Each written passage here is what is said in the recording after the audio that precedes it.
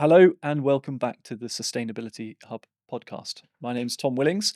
Today we're going to be talking about white eggs. I'm joined on the sofa by Teun van den Braak and Nick Bailey from Hendrix Genetics. Thanks for having us.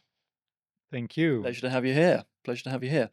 So, chaps, we guys may have listened already to the conversation that we've had about sustainability in all its forms, but we've skirted around the topic of white egg, but we've not really delved into the detail.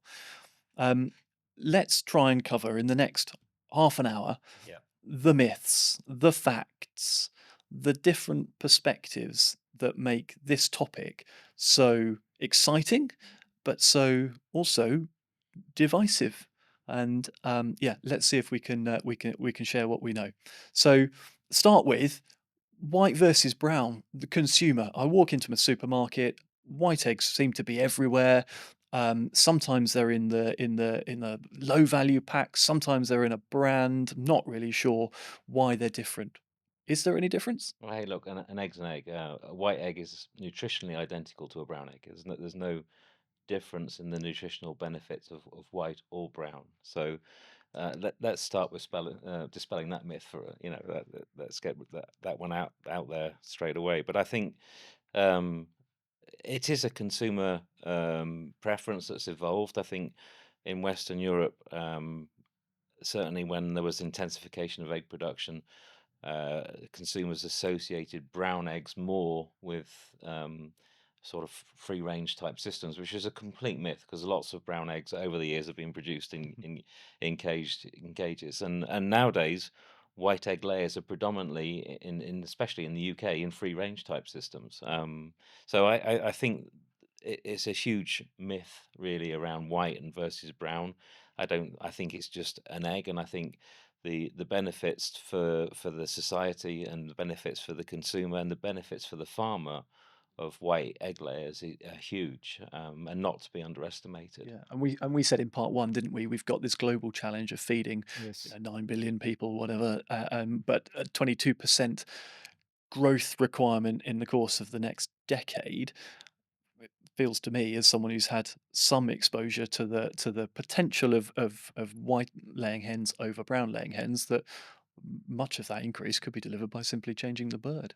Yes, definitely. I mean, feed conversion is obviously better, but the real game changer is being able to keep the birds longer.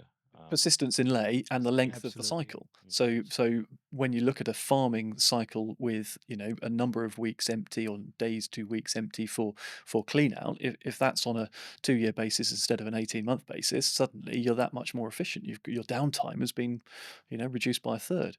I think a nice example is if you look over a 5-year period, um, typically brown free range flocks being kept at say 80 weeks. If you keep your flock to 80 weeks, you've got to buy 4 pullet flocks in 5 years. If you are in white eggs, and you're keeping your birds to 100 weeks, that's only 3 flocks you've got to buy as a hatchery, and that means we sell less chicks. Yeah. But in terms of the benefits for consumers, they get a better product. They can feel good that those hens have been having a healthy, productive life for 2 years. And in terms of the farmer, he's got to turn around his farm one less time in a 5-year period. He's got less investment cost in pullets. Yeah. And from a sustainability benefit, rearing one less crop of pullets in a 5-year period has significant carbon footprint implications as well. Absolutely. Absolutely.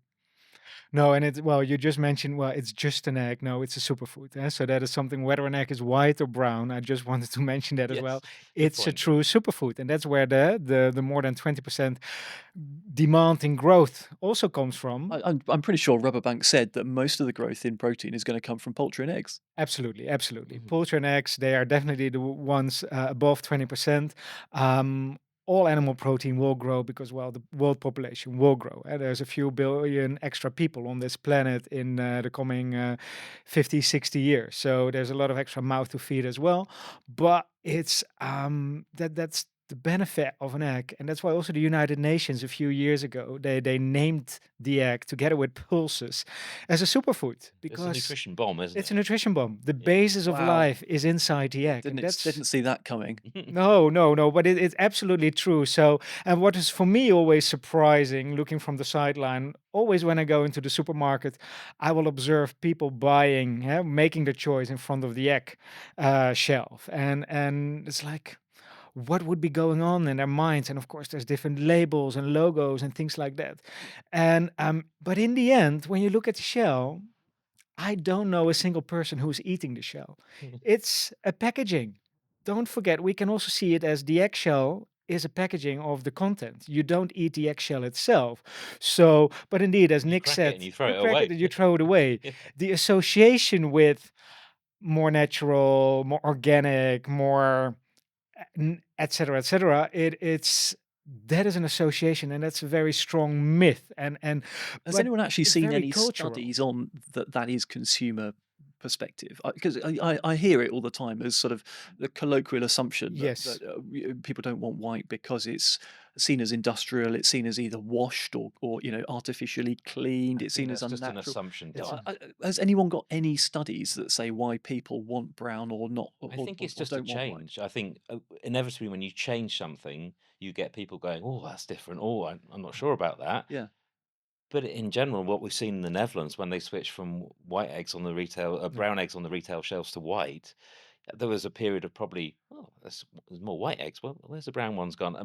But eventually, in a very short time period, people just accept that that's what's on offer. It's a great opportunity to have someone from Europe Yes. here, and one who, been in the industry for the length of time that you have, Teun, and travels as extensively as you do. So, if I ask you some stats questions, I wonder. I don't know. I know you know an awful lot about poultry breeding, but egg marketing might be slightly off piece for you. But I can't imagine that per capita consumption in those countries that have transitioned from brown to white has taken a backward step Oh no, not because at of the all. shop. No. It didn't go down. It didn't go down at all. And as for example, the countries that made the transition, it started in the Scandinavian countries, then it went to Germany, the Netherlands, Denmark, for example. In just 10 years, it more or less completely shifted from brown to white.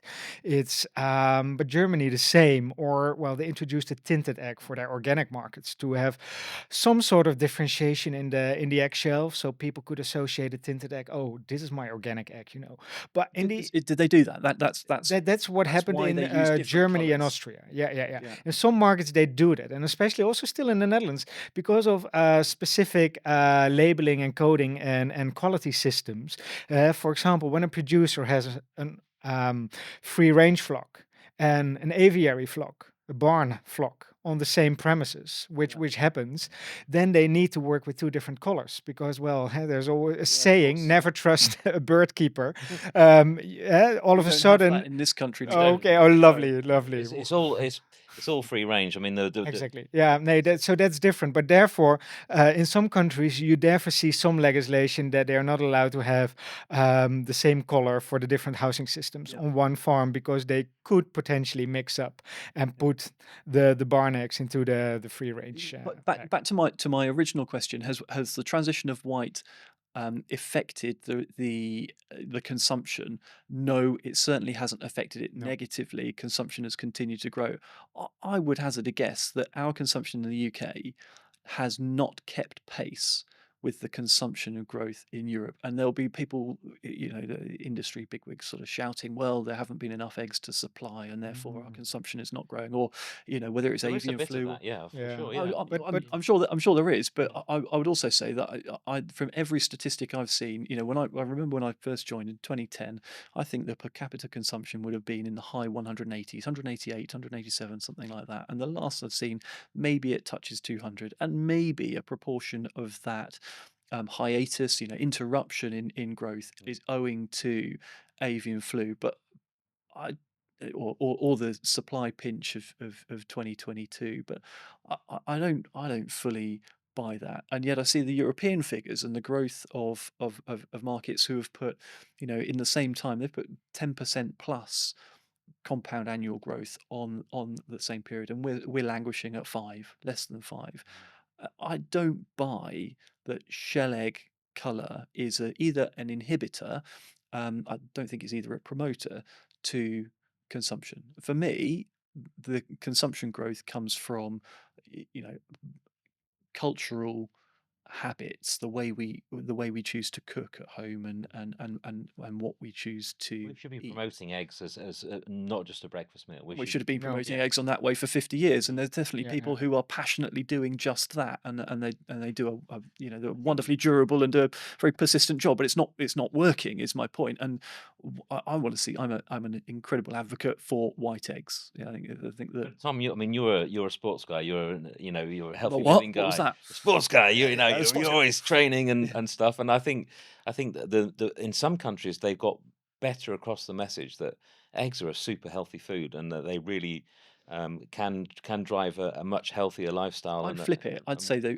I'd say others have cottoned on quickly that the rest of the diet is making us ill, yeah, and Mm. that ultra processed foods and convenience food, dial a pizza kind of Uber Eats equivalent. Probably shouldn't say that, but um, I think in this country we've been very slow to adopt a healthier approach to eating, and I'm comforted in some of the things that I've read and seen in the course of the last year that said um, reports, coverage like the Ultra Processed People book that Dr. Chris Van Tulleken has released in the last couple of years, starting to bring people into a kind of greater degree of awareness as to the health implications in the long term of eating processed food. And that 5 years or so ago, the livestock sector, the food industry associated with primary production and farming, was concerned that lab grown meat, plant based, but not really plant based, again, scientifically created alternative proteins, was going to be where all of the investment and all of the growth came, and that we were on a managed decline. And actually, that appears to be reversing. That younger people are now more attuned to the fact that they do need the essential amino acids, they do need the natural protein that animal proteins provide, but they also need to eat a sensible quantity of it, and they need to eat a but high. the vitamins in an egg, the proteins in an egg are all extremely good. And how, people talk about convenience, but how convenient is that shell that you just crack open, whisk into some scrambled eggs and pop it on some granary toast, and Yeah, you've got a super nutritious meal in minutes. I mean, yeah, literally in minutes. yeah. And that's for many people, they don't want to spend a lot of time cooking. They don't want to spend a lot of time messing around making food. And so for me, that's a fabulous news story. We're all of the egg industry, and Oh, therefore we would yes, yes, say, yes, yeah, yes. Yeah, it yeah. must We're be. all Why are promoters of people? Yeah, eggs. we No all worries. between Yeah. us, we probably eat, 2,500 eggs a year. I don't Or know, at but least, yeah, yeah, um, yeah. yeah, we kind of would say that, wouldn't we? But there's certainly the shell egg color debate that appears to hold back, that I don't. I transition. think that's a misnomer. I think there's probably some people who pick up the phone when they've ordered a box of eggs on Ocado or something like that, and some white eggs have turned up, and then maybe the odd person complain about that. But you have the other way around as well. I mean, when Delia started putting white eggs on the cover of her Cordial cookery foods. books, we had many people phone up saying, can we get some white egg layers, please? We Mm. love the look of those white eggs on Delia's Yeah, cookbook. yeah, And that was a few years ago, and there wasn't the white hens about there. And, we started with placing white parents in the UK only probably 8 years ago, and that was very, very, very niche. We were probably selling only 300,000 white egg layers a year, and that was mainly going into particular markets for particular reasons. But what we've seen in the last 3 years is a doubling every year. I mm, mean, we went from 500,000 to 1 million to 2 million to 3 million last year, and that increase has just been exponential. yeah. 12% of the chip placements in the UK in the last 12 months Been white, have yeah, been white. Yeah. yeah, Yeah, and from that and from and that's been 1%, what, yeah, 5 years ago? yeah, and that's been driven um, largely at the outset by producers Yeah, voting with their feet for white hens because they once they'd had a flock of decarb whites, and which are super easy to manage. One of our they really have changed the scene in Europe on managing birds in Absolutely. extensive systems. And once egg producers have had a flock of decarb white in their systems, they don't want anything else. Yeah. They don't want to go back to brown because they don't get floor eggs. I mean, It's us, harder But work, is that yeah. yeah, yeah. can I crystal ball time? What does the future hold? Not what do the next 2 or 3 years hold? Are we going to see a continued increase at the same rate or even a faster rate of white in the UK flock? Are we going to hold station now, or are we going to retract? Because there are polar views as to what the next few years will hold. I'm sure there is, and one of the things that I'm really noticing a trend at is that there aren't the people about who want to produce anything, and I'm not talking about food, but producing stuff is getting more and more difficult, and that's a function of the cost of having the means of production, whether it's a farm or a factory, but it's also a function of having the labour. And having people who are working in a happy environment, are happy with the job they're doing, and don't have mega You're challenges of talking at farm picking level. a farm level of picking up floor eggs, of managing cannibalism, or managing some of the vices that we see with brown birds, such as smothering. You just don't get with decob white and birds similar to that, but particularly decob white. I'm seeing farmers just voting with their feet on that, Yeah, but and you've got to think about the mental health of the farmer as well. So the push towards free range systems in sorry, Tom, I know you want to no, no, interject, no, go. but the push towards free range systems in the UK has gone at a pace. And it's been very beneficial for some farming communities. You've got farming communities where a relatively small farm, and they really struggle to find an income stream for the next generation coming through on that farm. Maybe they have some sheep, and there's not enough of income coming through for the farm to sustain the next generation. And they've mortgaged uh, their farm to put up a hen house on the encouragement of supermarkets wanting to transition away from colony eggs and into free range, Mm. which is the direction of travel that people say they want, and that's what the industry's done, and that's what the retail have agreed to do. But those family farms, have put their life work on, in the balance really. Yep. So if they're using a product which is easy to manage, is resilient, and they can keep to 100 weeks profitably, that's a big load off the strain of that farming family. Mm. If they have a flock which is not performing, which is struggling with floor eggs, you know. We know that the market shifts from time to time when eggs are plentiful, then the prices go down, and the margins for farmers are under pressure. And in those scenarios, the last thing you want to have is a poorly performing flock, or a flock that's laying 10% of the eggs on the floor that you're getting a second quality egg price for. I mean, that this is a major big deal for the mental health of our farmers who are producing food every day for UK consumers to eat. Loud and clear. I hear you loud and clear, Mm. and I think I would love it for the chain processor packer and supermarket, quick service restaurant, whoever it might be, to hear that and place suitable degree of value on the fact that the people that produce food at Yeah, grassroots yeah, level and how they feel about the job that they do yeah. matters as much as the quality of the product, matters as much as the price of the product and the environment of the product, Mm.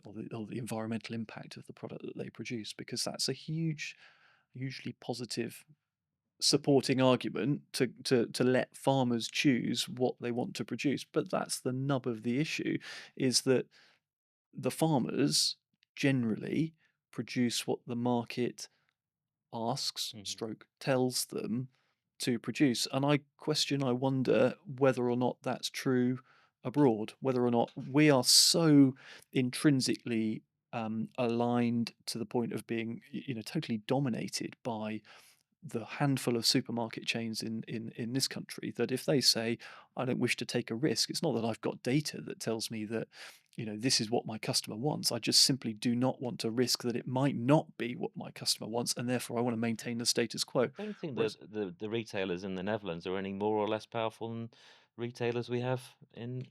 No, in terms of size, the Netherlands is just 18 million people. So it's but there, well, we have more or less the same. Well, yeah, or socioeconomics in the European mainland are quite different compared to the UK. Yeah? It's so overall, and especially in the Netherlands, well, there will be discounters, but in the end, it are the discounters, the German discounters, that are driving the change, mm, which is quite eye-opening why because do it they was, want white? for example, Lidl, the choice they made to go white is that they saw, hey, there is willingness for the people to adopt these whites. Yeah, And on the other hand, they saw we have a global commitment to make. We want to lower the carbon footprint of our business. yeah. And that is, especially with the new European reporting rules, you need to show that you're making improvements year after year after year. So by looking through your whole chain and seeing, okay, where can we make a big difference? And then moving away from brown, adopting the white, you can make easily a 6% improvement on carbon footprinting. So that is, and also Albert Heijn, that's our largest retailer in the Netherlands with more than 40% market share. 2024, they announced that all their own labeled brands would be the white eggs. Even now, the Rondale has the first flocks in rear white flocks. Yeah.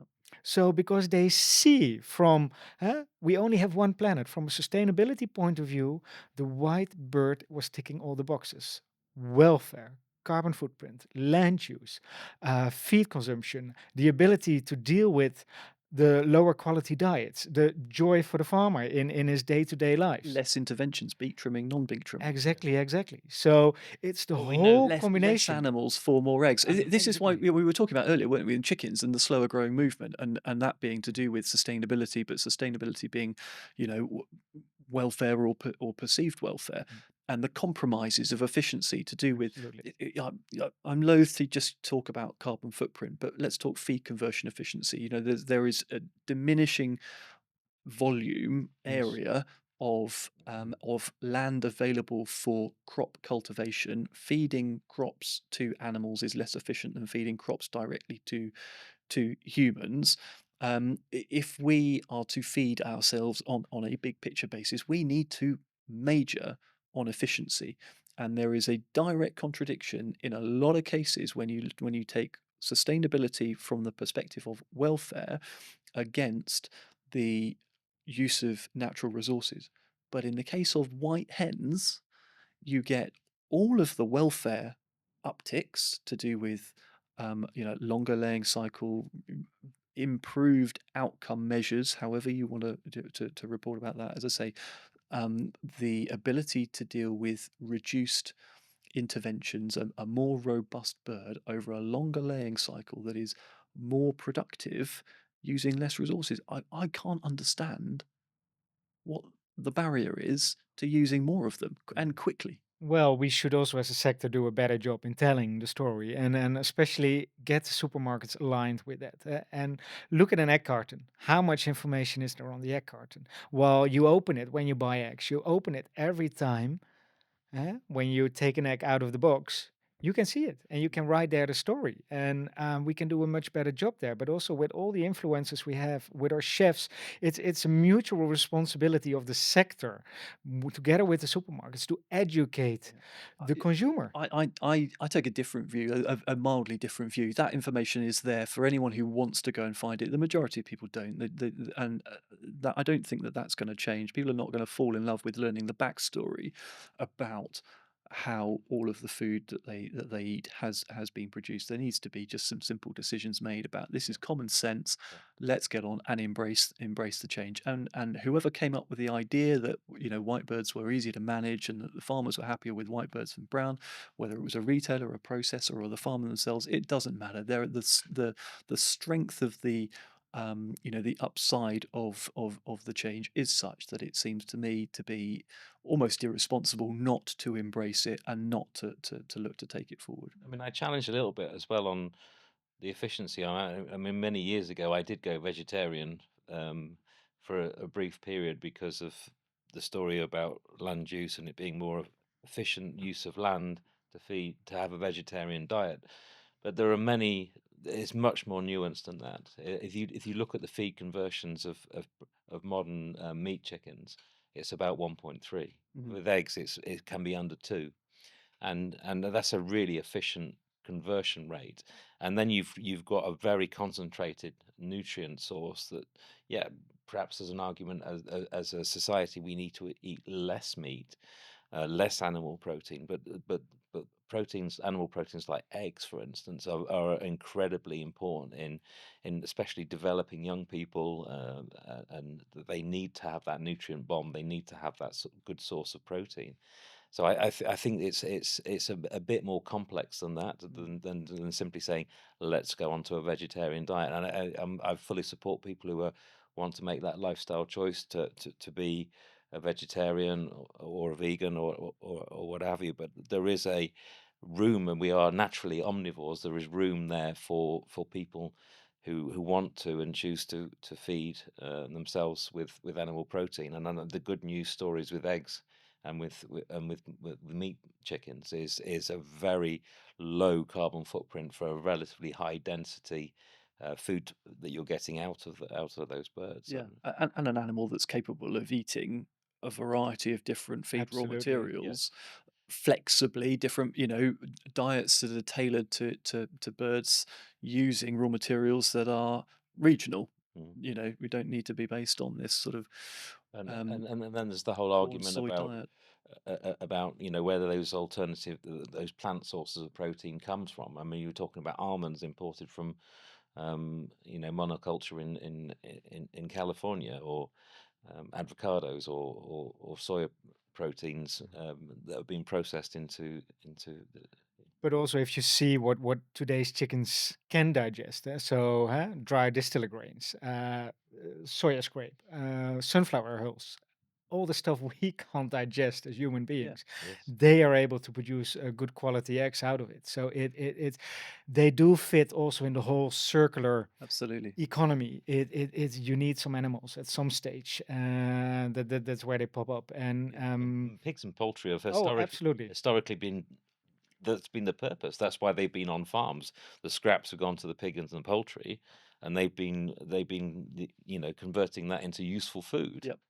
and they can pretty much digest, like you say. Without the pig, without the poultry, Yeah. that waste is waste. And then Or maybe and then you have manure to put on the land Yeah, to fertilize to grow the there we crops. go. Yeah. There we go. yeah, so it fits that circular economy, and it keeps on ticking all those boxes. So, but indeed, yeah, what you see then happening in Western Europe is the quick adoption of the white egg. So that is definitely there. And well, you mentioned in the beginning, is the white egg there to stay in the UK? Yes or not? I truly myself, I do believe there is a future, and a brighter future for the white egg.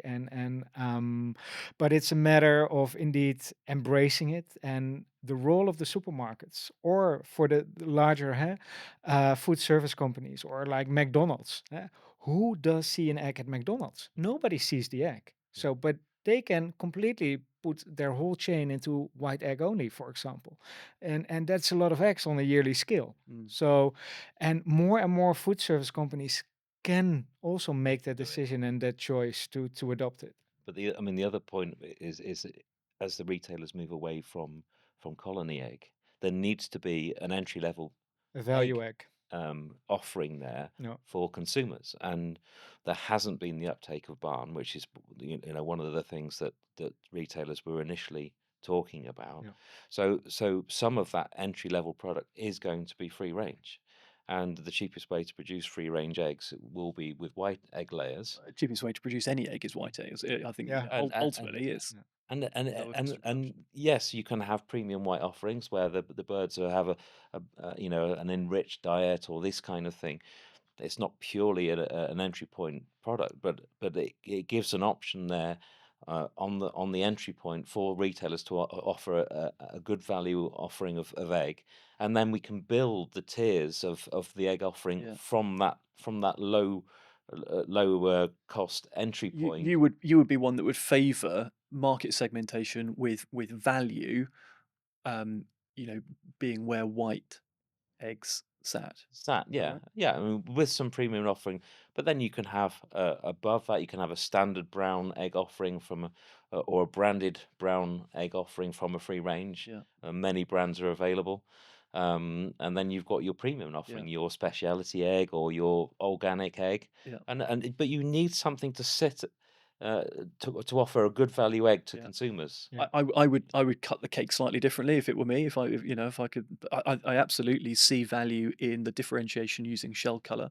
You know, the very established brands that have got distinctly different shell colors, and those brands are probably talking about taste and provenance, heritage, etc., as well as the shell color. But I think it's, for me at least, my opinion would be that to keep the white shell egg as the value entry line, that segment of the market, and potentially keep it out of widespread use in free range, is to forego the full scale of the opportunity. Mm. If the value segment is somewhere between, um, 20 and 35% of the overall market, and then free range, 60% of the overall market, I want that 60% of the market as well as the absolutely. as I the think you're value. right, Tom, but I think we don't need to be afraid of having white eggs sitting at that entry point either.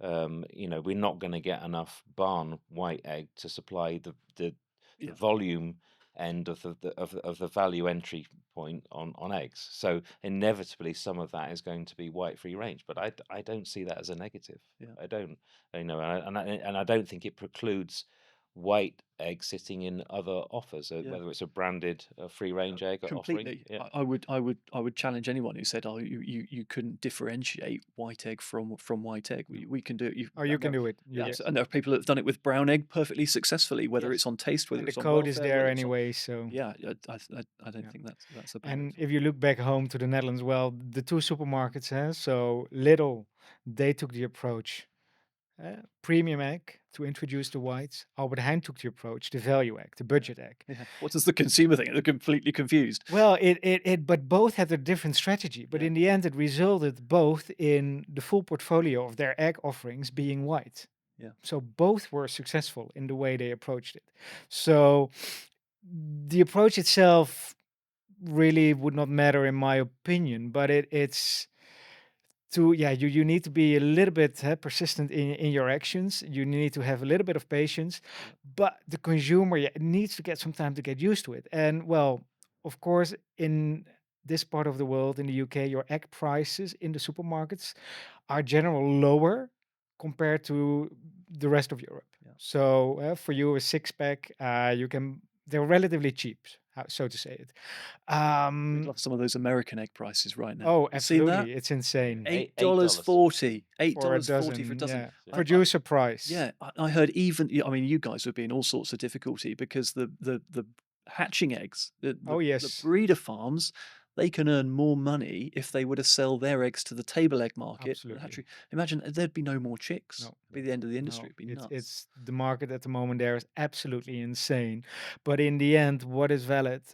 The producer needs to get the proper price. Whether Yeah. it's a brown egg or a white egg, it doesn't matter. The only way how the sector can sustain itself is by producers who are not suffering. Mm, So squeezing out the producers, what has happened a few years ago, where a lot of them went completely bankrupt, and then indeed what Nick just was touching upon as well, the mental well-being of the producers. mm, That is not a healthy situation, and that's not a sustainable situation.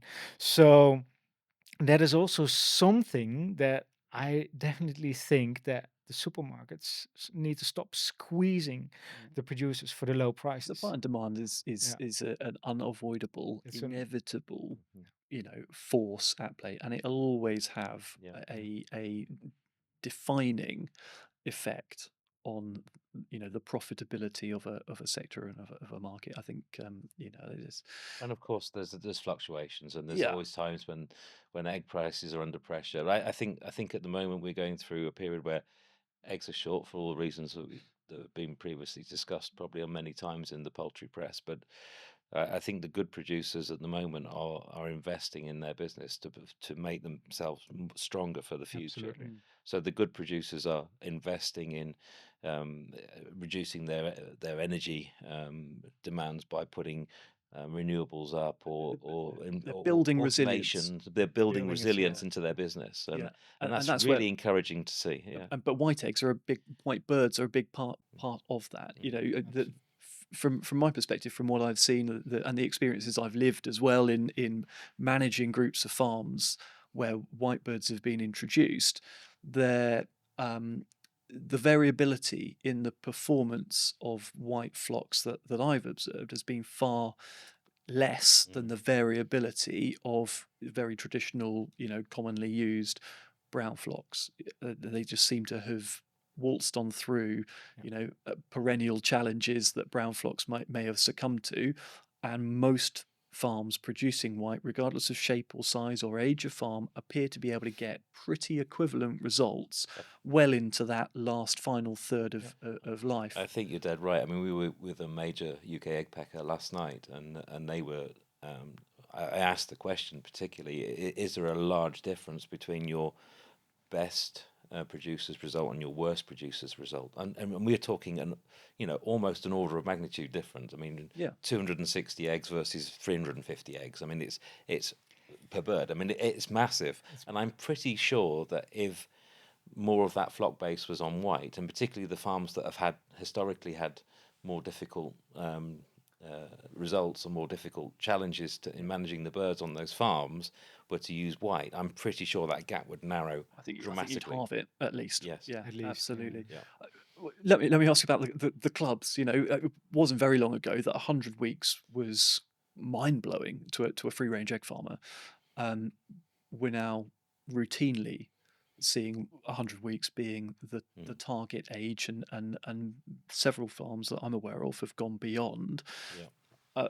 I've seen some stats that you've presented at conferences in the past, Teun, with some exemplar flocks in other countries going, maybe 120 weeks, if I'm not mistaken, maybe not quite that, but approaching 600 weeks. 600 eggs. Yeah. Oh, 600 eggs, not weeks. Sorry. Thank you. Yeah, absolutely. Maybe in the future. In the future. Yeah. Oh, well, we will be out of business, Nick. So But that is my question. When are we Yeah. going to see 600 eggs?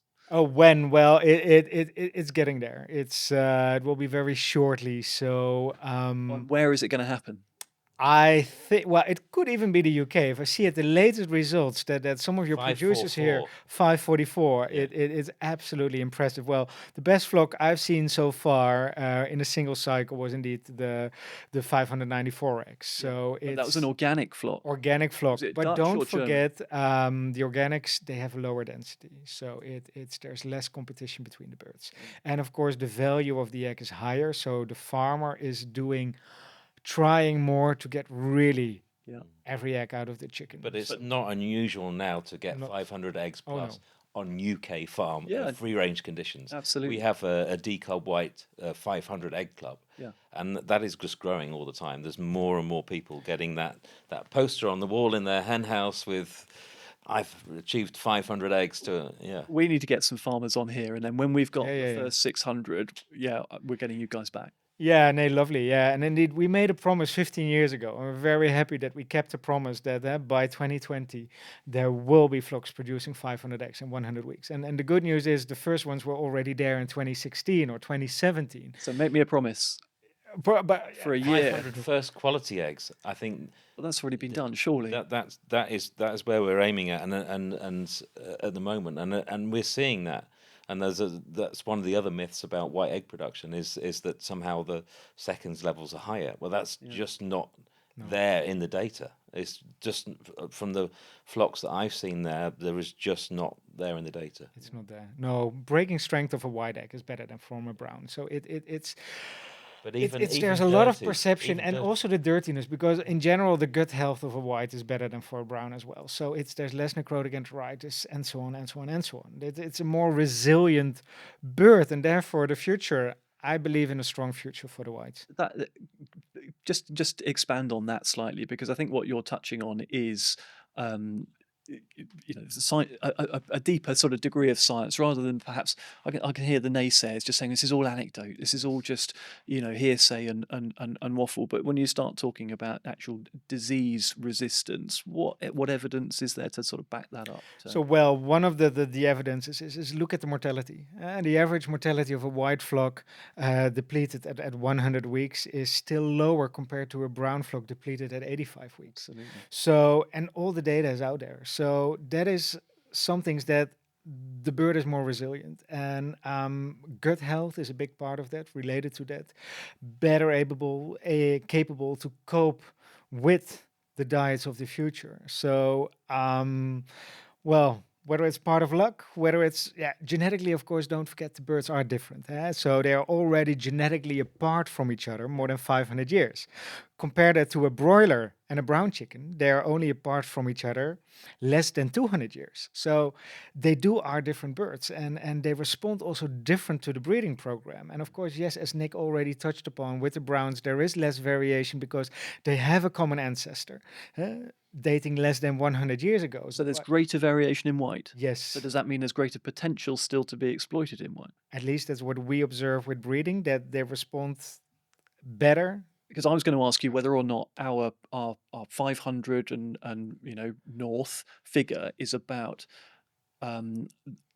producers, farmers adapting and getting better at managing the same bird, or it's both happening concurrently. The bird is getting better and the farms are getting better absolutely, as well. But don't forget the managing a white bird. Our colleague back home always says, Alex Jansen always says, all my farmers, they have a easy life because having the white birds, they have a lot of time for themselves. You don't need to spend a lot of time collecting floor eggs, collecting system eggs. So, but it's also just moving around the shed. If anyone hasn't had an experience of being in the house with white birds versus brown, brown birds will flock to your feet. Oh yes, they're very curious birds, and that's part of the problem. It's like a force field around you, and they just move. The curiosity of a brown bird, that is part of the problem. Why they also show higher mortalities, because there's more pecking, there's more cannibalistic behavior among each other, because they are much more interested also in each other. So, and also the difference in the feather cover. So the fluff is white while the top feather is all brown or reddish. When the white feather sticks out, they're like, hey, what is it? Pop, chop. And that's where feather pecking also starts with. So, and that is, of course, not a problem with the whites. No, it's and that's when you look at some of the 100-week-old flocks, look at their feather cover. It's just like they're 30-week-old ladies. They're still all there. Beautiful, healthy feather cover still on it. So, well, our top sales guy, Peter. Yeah.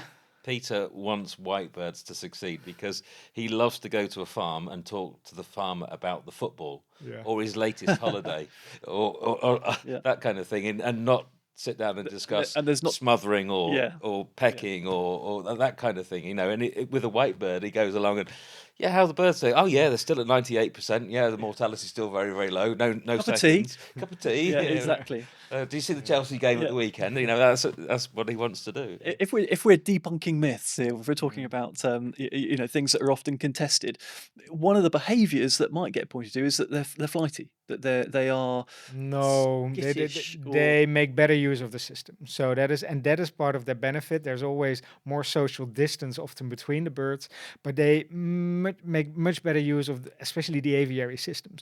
But also there was the myth that white birds would not go out to the range. Well, we've seen ranges full of white birds, but a lot depends, of course, on the attractiveness on the range, because don't forget, chickens, whether white or brown, they all come from a jungle fowl, and the name already says it, jungle fowl. They like protection. They like very good, well-designed ranges, and that is very important to get the birds outside. Would you ever get them out of the trees? Whether it's tree cover or whether it's shrubs, shelters, yeah, anything. They want to climb. They want to climb. In my experience, they want to go up. They're in the roofs of the poultry sheds, unlike the browns. It's also a lighter bird. They're better able to navigate through the complex systems. They're a bit more of a ninja. Yeah. Right. Thanks, Nick. Ninja birds. Ninja birds. You remember that one? That's going on the right up. Yeah. No, so it and part of that is because they are indeed different. Part of it is indeed luck because of the behavior. Because the browns or the whites, we bred them with the same philosophy in mind. And it's not, the browns are also making massive progress. Put the clock back 10 years ago. They were only kept in the early 70s, 72, 74 weeks, etc. And they also are on the increase. But the whites, there is the gap, and the gap is there to stay. It's so that is what continuously, I think, as long as I will be breeding chickens, they will stay ahead of the game, and therefore ticking all those sustainability boxes. And there's only one planet, and that's the definition of I mean, sustainability. something like the Bovens Brown, Yeah. people are keeping to 90 Oh, weeks now, absolutely. and it used to be, Yeah. 76 or less. And they are keeping them to 90. Yeah. But obviously the benefit with the white, it's 100, 105 Yeah. weeks, and not, that's a big difference. Yeah. Yeah. Guys, thank you so much. I think Teun, your words are ringing in my ears. There's only one planet. That's a great. There's only one We planet, only have and one planet. we need to give it in a good shape to the next generation. Because what is the global definition of sustainability? We need to fulfill the needs that we have today, but we must make sure that we safeguard the needs of the future generation. And that is something that, making such a simple decision by moving to white, we can help a little bit to protect our planet and deal better with the resources which we have today. Teun van der Braak, Nick Bailey, thank you both. Thank you. Tom. Fantastic. And thank you for listening. That's been the Sustainability Hub podcast. My name's Tom Willings, and thanks to our sponsors, to Elanco, Alltech, UK Agritech Centre, Moy Park, Aviagen, and Trow Nutrition. And And Hendrix of Genetics. course, to Hendrix Genetics, and my guests today, Teun and Nick. Thank you.